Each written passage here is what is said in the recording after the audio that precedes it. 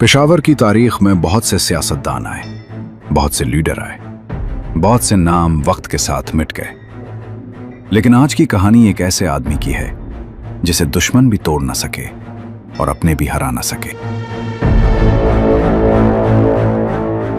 मैं आपसे एक सवाल पूछता हूं, अगर आपका जवान बेटा आपसे छीन लिया जाए और चंद महीनों बाद आपकी अपनी कौम आपको मुस्तरद कर दे, तो आप क्या करेंगे? क्या आप खामोश हो जाएंगे? क्या आप घर बैठ जाएंगे?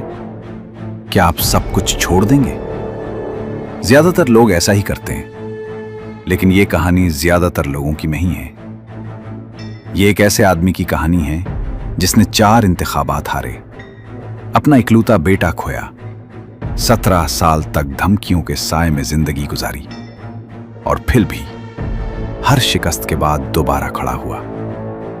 लेकिन इस कहानी का सबसे हैरानकुन हिस्सा ये नहीं, सबसे हैरानकुन बात यह है कि जिस आदमी ने दहशतगर्दों के सामने सर नहीं झुकाया, उसे सबसे गहरा जख्म दुश्मनों ने नहीं दिया, वो जख्म उसे अपनी ही कौम ने दिया। उसका नाम मियां इफ्तिखार हुसैन है और अगले चंद मिनटों में आप एक ऐसे इंसान की जिंदगी देखने जा रहे हैं जिसने शायद सब कुछ खो दिया सिवाय अपने हौसले के।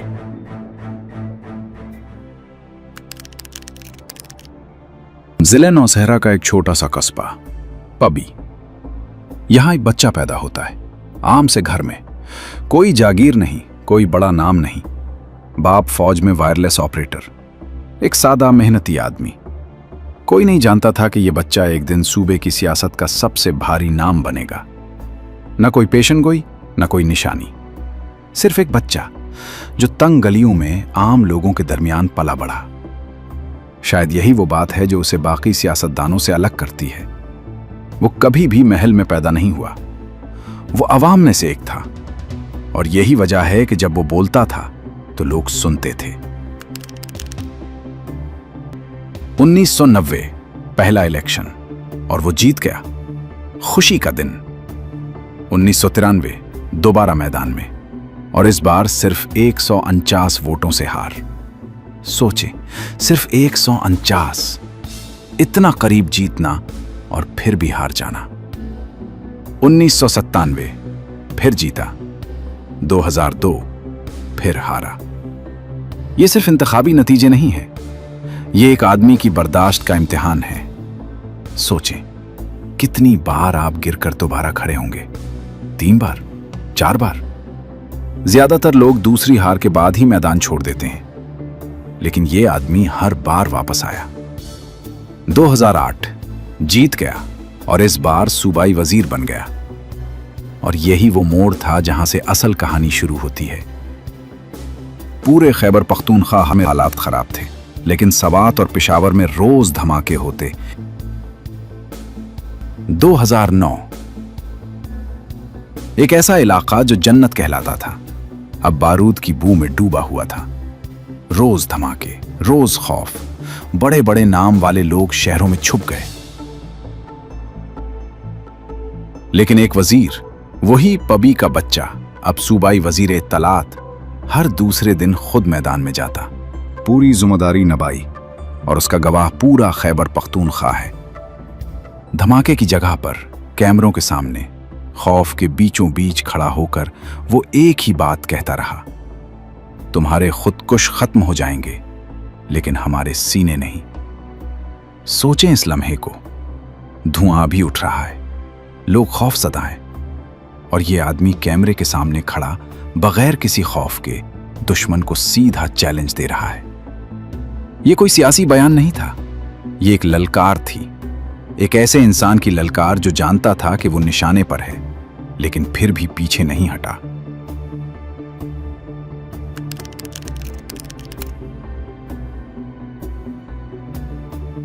दो 2013 यही वो साल था जब दुश्मन ने उस आदमी के दिल पर सबसे गहरा जख्म लगाया। उसका उकलूता जवान बेटा राशिद हुसैन दहशतगर्दी का निशाना बन गया। एक बाप के लिए औलाद क्या होती है? उसकी पूरी दुनिया, उसका सहारा, उसकी आंखों का नूर। और ये बाप अपने बेटे का जनाजा कंधा देकर आया। और फिर इसी साल चंद महीनों बाद उसकी अपनी कौम ने उसे इलेक्शन में हरा दिया। सोचें इस तज़ाद को, एक तरफ अपने बेटे की कुर्बानी, दूसरी तरफ अपनी ही कौम की तरफ से रद्द।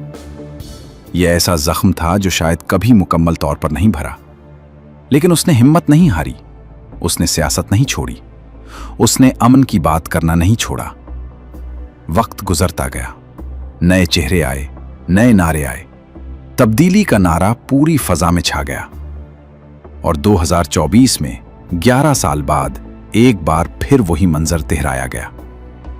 उसकी पार्टी एक भी नशिस्त न जीत सकी, वो खुद भी हार गया।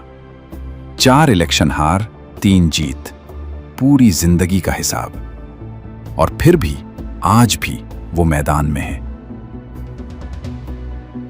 उसने रियासत की रुट को चैलेंज करने वालों के सामने कभी सर नहीं झुकाया। उसने अपनी कौम से किया गया वादा पूरा करने के लिए अपनी जान और अपने खानदान की कुर्बानी से दरेर नहीं किया। उसकी हुकूमत ने शिद्दत पसंदों से बार बार बातचीत की, मुआहदे हुए, लेकिन नाकाम रहे। और फिर सवात और खैबर पख्तूनख्वा के दीगर इलाकों में फौजी ऑपरेशन करना पड़ा। जिस आदमी ने इस कौम की खातिर बहादुरी दिखाई, डटा रहा, अपने बेटे तक की कुर्बानी दी, उसी कौम ने 3 बार उसकी मुखालिफ पार्टी को वोट दिया।